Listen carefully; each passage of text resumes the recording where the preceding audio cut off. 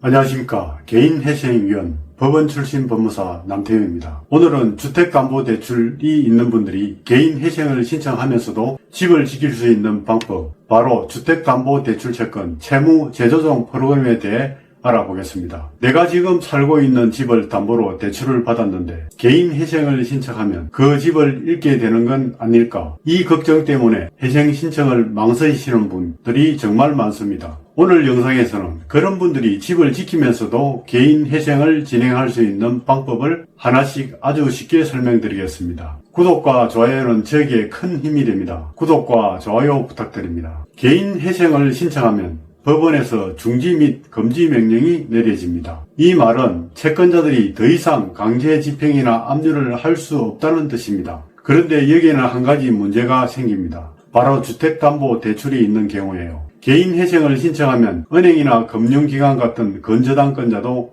원리금 변제를 못 받게 되니까요. 법적으로 채무자가 연체 상태에 들어가게 됩니다. 그런데 이 연체가 쌓이면 어떻게 될까요? 대출기관은 결국 경매를 진행하게 됩니다. 결국 내 집이 경매로 넘어가서 소유권을 잃게 되는 일이 생기는 거죠. 이런 문제를 막기 위해 법원이 신용회복위원회와 협약을 맺고 만든 제도가 바로 주택담보대출채권 채무 재조정 프로그램입니다. 이 제도의 핵심은 간단합니다. 회생 절차 중에는 이자만 내고 회생이 끝난 뒤에 원금을 나누어 갚자는 겁니다. 즉 법원이 채무자를 신용회복위원회에 회부하면 신용회복위원회가 해당 은행 등과 협의를 해서 이 사람은 회생 중에는 이자만 갚게 해주고 회생이 끝난 뒤부터 나머지 원금과 이자를 장기 분할로 갚게 하자, 이런 합의를 만들어 법원에 보내는 구조입니다. 그 결과 법원은 이 합의 내용을 개인회생 변제 계획안에 반영하게 됩니다. 즉 채무자는 회생이 진행되는 동안 집을 잃지 않고 살 수 있고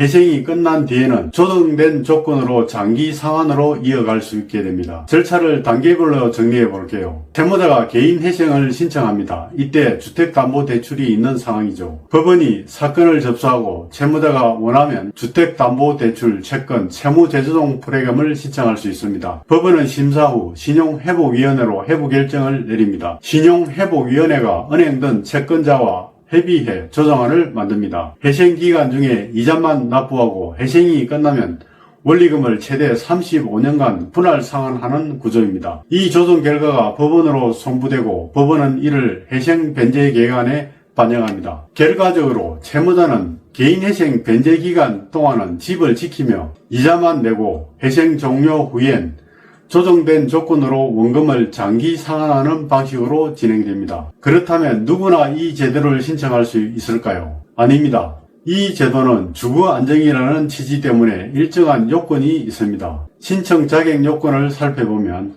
주택담보대출 연체기간이 30일 이상일 것, 즉 연체가 아예 없으면 대상이 안됩니다. 일정 기간 연체된 상태여야 신용회복위원회의 조정 대상으로 올라갑니다. 다음은 담보주택 가격이 6억 원 이하여야 합니다. 너무 고가의 주택은 지원 대상에서 제외됩니다. 실거주용 중저가 주택보호가 목적입니다. 해당 주택에 실제 거주 중인 1주택자이어야 합니다. 투자용이나 세컨하우스는 안됩니다. 내가 살고 있는 집이어야 합니다. 마지막으로 부부 합산 연소득이 7천만 원 이하여야 합니다. 소득이 너무 높으면 회생의 필요성이 낮다고 봅니다. 이 네 가지 요건을 충족해야만 법원과 신용회복위원회가 프로그램 회부를 승인합니다. 반대로 이 제도를 이용할 수 없는 경우도 있습니다. 이건 꼭 주의하셔야 합니다. 다음의 경우는 신청이 불가한 경우입니다. 담보주택에 사채업자나 비협약 금융기관의 저당권이 설정된 경우입니다. 신용회복위원회는 협약 체결 금융기관만 다룹니다. 사채나 개인 간 대출은 조정 대상이 아닙니다. 그리고 담보주택에 가압류, 가처분, 가등기 등 권리 제한 등기가 있는 경우나 이미 경매 개시 결정이 내려진 경우로 한번 경매 절차가 개시되면 법원은 그 절차를 멈출 수 없습니다. 따라서 이 경우는 회부 신청이 불가능합니다. 이 제도는 아직 경매 전 단계에서만 가능하다는 점 꼭 기억해 두세요. 이 제도를 이용하면 채무자는 어떤 혜택을 받게 될까요? 핵심은 세 가지입니다. 첫째, 연체이자가 감면됩니다. 신용회복위원회를 통해 조정이 이루어지면 그동안 밀린 연체이자가 대부분 감면됩니다. 둘째, 거치기간을 부여하여 최장 35년 장기 분할 상환합니다. 회생기간 동안은 이자만 납부하고 거치기간이 끝난 뒤에는 원리금을 최대 35년 동안 분할 상환할 수 있습니다. 즉, 월 납입 부담이 크게 줄어듭니다. 셋째, 이자 납부액을 생계비로 인정받을 수 있습니다. 이 부분이 중요합니다. 회생기간 중 신용회복위원회를 통해 납부하는 이자는 법원에서 추가 생계비로 인정해줍니다.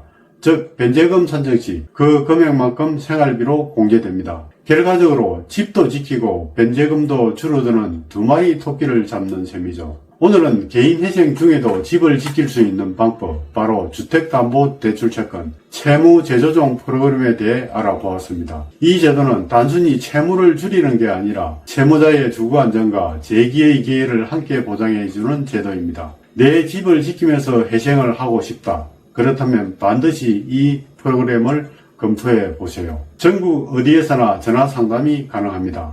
전화 주시면 친절하게 안내해 드리겠습니다. 이 영상이 조금이라도 도움이 되셨다면 구독과 좋아요 부탁드립니다. 회생 파산 전문 법무사 남태영이었습니다. 감사합니다.